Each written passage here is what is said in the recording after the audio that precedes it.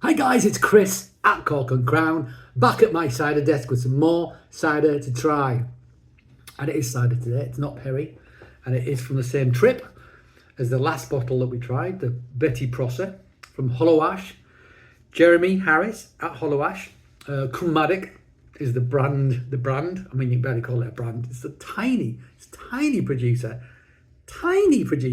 and all the better for it, and very nice man. We tried the Betty Prosser from him, super rare varietal. The next I'm going to try is not super rare. It's not super rare. It is hailed by many as the greatest of all cider apples. It's a bitter sharp. It hails from, I think it comes from Somerset originally. Yeah, I'm going to say that. I'm going to stick to that. If it's not, I'll put it on the screen, but I'm pretty confident it is. And it's Kingston Black. It's Kingston Black. There you go. Kingston Black. What's Jeremy written on the back of his bottle about his Kingston Black? Kingston Black is regarded as the perfect cider apple. Told you.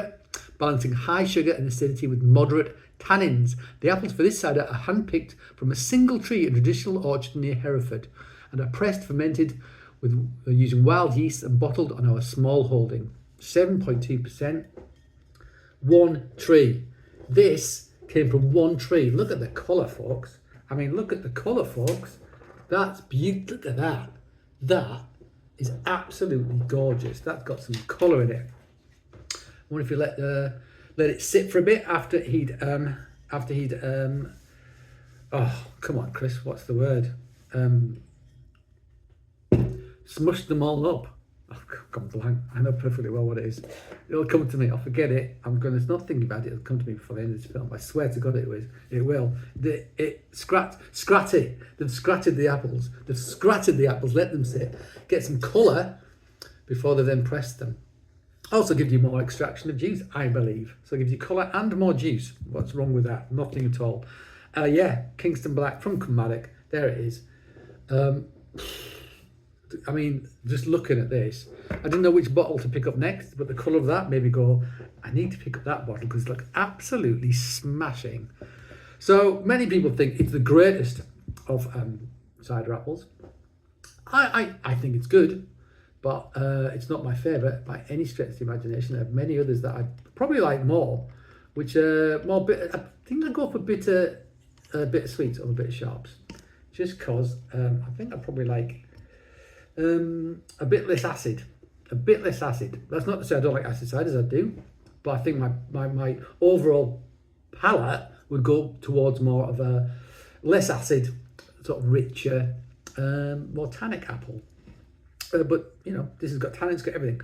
Let's open it up if we can. Am I going to be able to open it? This might take a while. Bear with me, guys.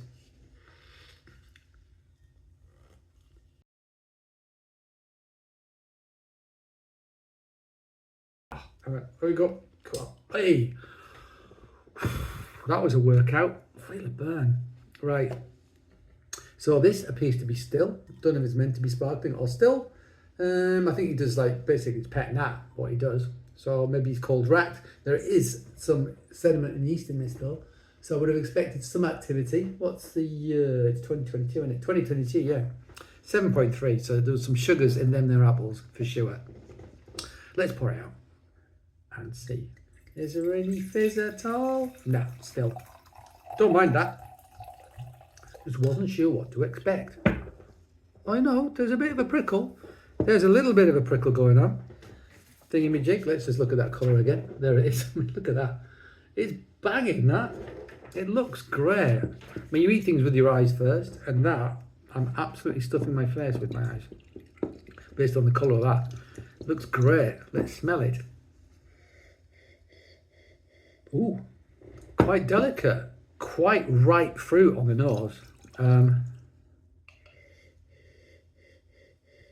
Doesn't smell like it's going to be super acid. I mean, I don't think you can smell acidity as such. I think you can. You can sense acidity on the nose for sure. Of course you can. Certainly acetic. This hasn't got any acetic character whatsoever on the nose at all.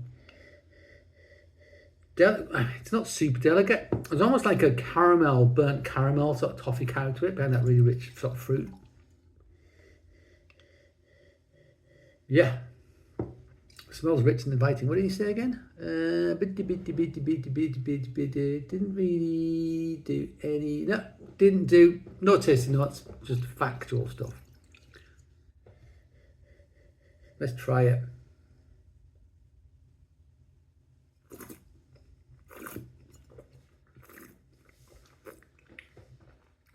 Okay. Okay. Merest prickle. Like a tingle. It's like licking a low voltage battery or something. Does that make any sense? You don't get electric shock, you don't lick a battery? Is that just something we did in the 70s because we didn't have the internet? So we had to entertain ourselves? By other means, licking batteries, setting fire to things with magnifying glasses. You know, the usual stuff. This has got sugar, residual sugar. Quite a lot of residual sugar. Is this not conditioned yet? There's yeast in there. And it ain't sorbitol. It ain't sorbitol because this is an apple. It's not a pear.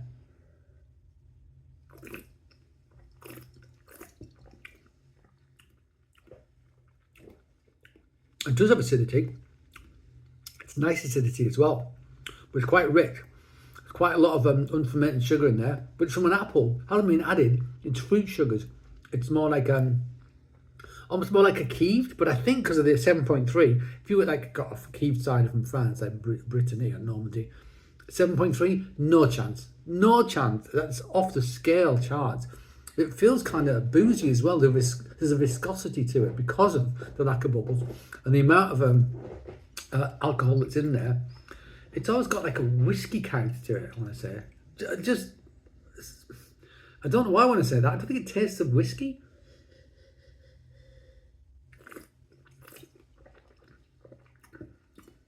Maybe like a slightly oaky, peachy whiskey character to it, ever so subtly.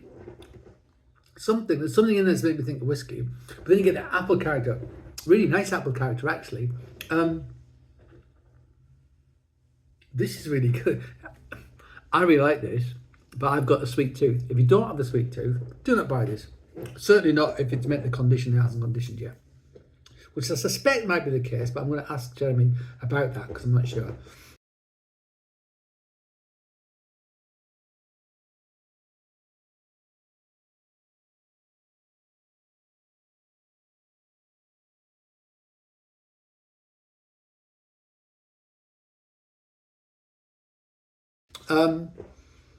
But yeah, it's intense. It's the intense side of this. But it's more like a dessert. You'd have it as a dessert. You could have this after a meal quite happily. You wouldn't need anything else, especially because it's 7.3%, pretty boozy. Getting up to wine sort of strength almost. Really good and intense. And from one tree as well. Yeah, this is a sipper. It's a real sipper, but because of the sugar, you kind of want to go, because it's like, you know, it's like sweets, eating sweets as a kid. Really interesting. There is a thing on the nose about, it's only when I very first smell it, it's like very ripe fruit, but not necessarily apple. Something's like a bit more tropical perhaps. I'm not sure what.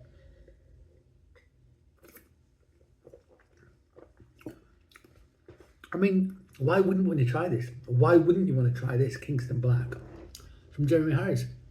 It's fascinating. It's fascinating. And there's hardly any of it in the world. There's hardly any of it in the world. I've got a bottle of something to try for one of my next films.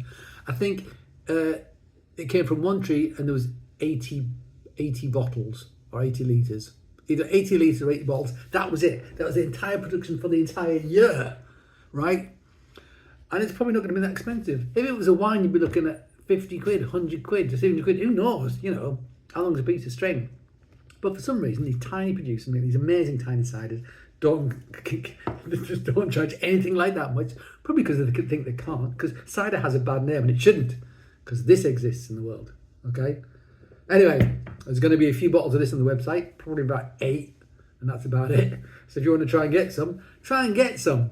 But on that note, I'm going to love you and leave you and say thank you for joining me at my cider desk. I hope you join me again. But until that time, cheers.